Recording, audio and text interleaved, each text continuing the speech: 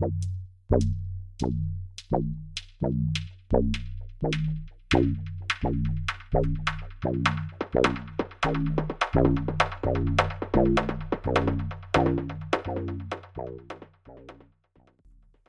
everyone.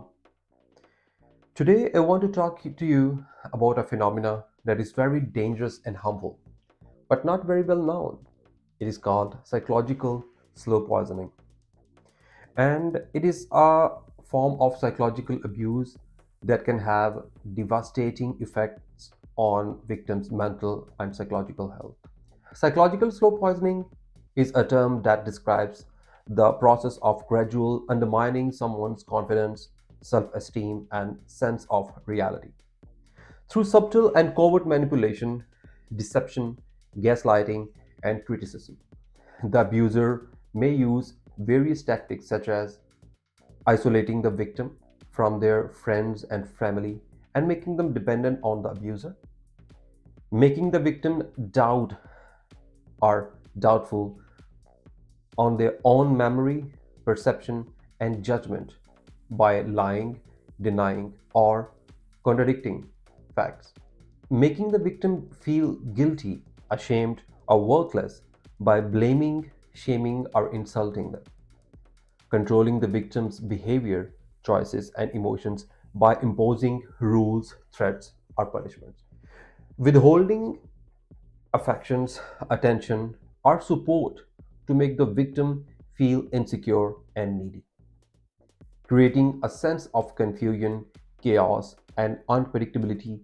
to keep the victim off balance and anxious. The goal of psychological slow poisoning is to erode the victim's identity, autonomy, and sanity, and to make them completely dependent on the abuser. The victim may not even realize that they are being abused because the abuser may appear to be loving, caring, or charming at times, or because the abuse is so subtle and gradual that it's hard to detect. The victim may also rationalize, justify, or deny the abuse because they love, trust, or fear the abuser, or because they blame themselves for the problems in the relationship. Psychological slow poisoning can have serious and long lasting consequences for the victim's mental and physical health.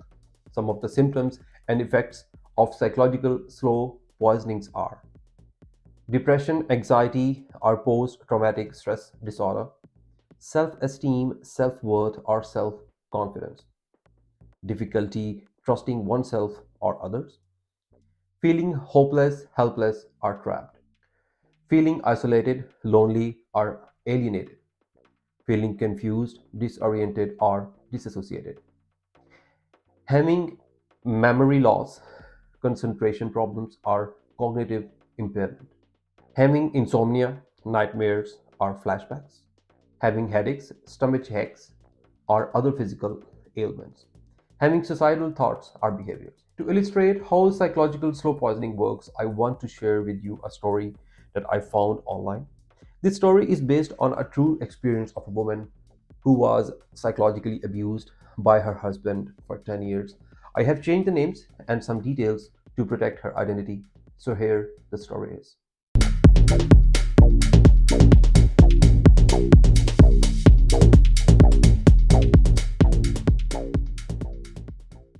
My name is Anna, and I am a survivor of psychological slow poisoning. I met my husband, Mark, when I was 19 years old. He was 25, and he seemed to be everything I ever wanted. He was handsome, charming, successful, and generous. He showered me with compliments, gifts, and attention. He made me feel special, loved, and happy. He proposed to me after 6 months of dating, and I said yes without hesitation. We got married a year later, and that's when things started to change.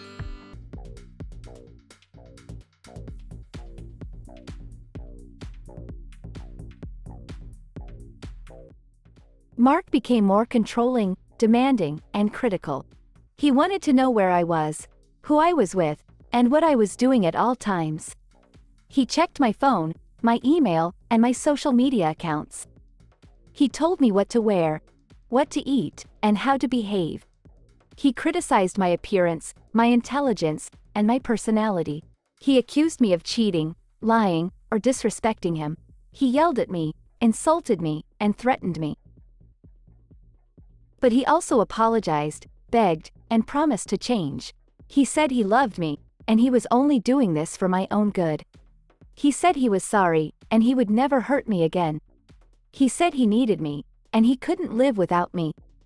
He gave me flowers, chocolates, and jewelry.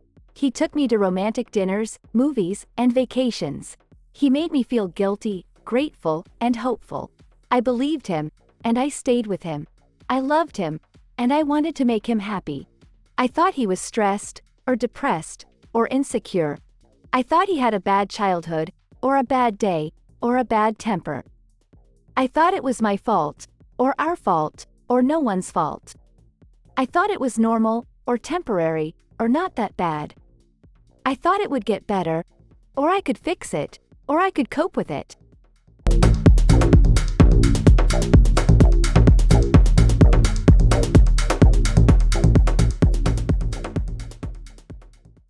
I didn't realize that I was being abused.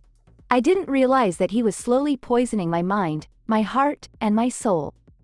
I didn't realize that he was destroying my identity, my autonomy, and my sanity. I didn't realize that I was losing myself, my friends, and my family. I didn't realize that I was in danger, in pain, and in despair. It took me 10 years to wake up, and to break free. It took me a lot of courage, strength, and support. It took me a lot of therapy, healing, and recovery.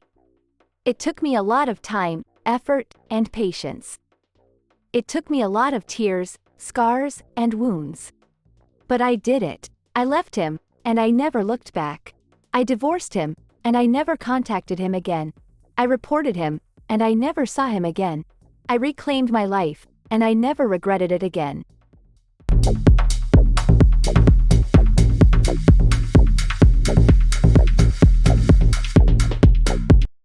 I am now 30 years old, and I am a survivor of psychological slow poisoning. I am not a victim, I am not a fool, and I am not a failure. I am a fighter, I am a learner, and I am a winner. I am strong, I am smart, and I am beautiful. I am free, I am happy, and I am hopeful. I am sharing my story because I want to raise awareness and to help others.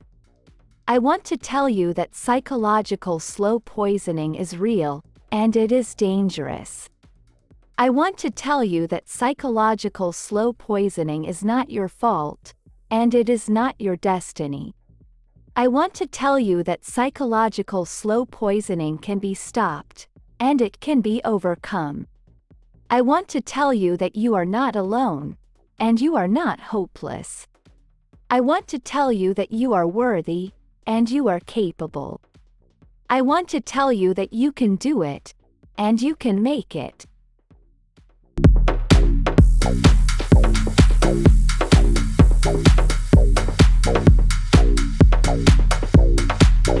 Thank you for today, everyone, and thank you for the support.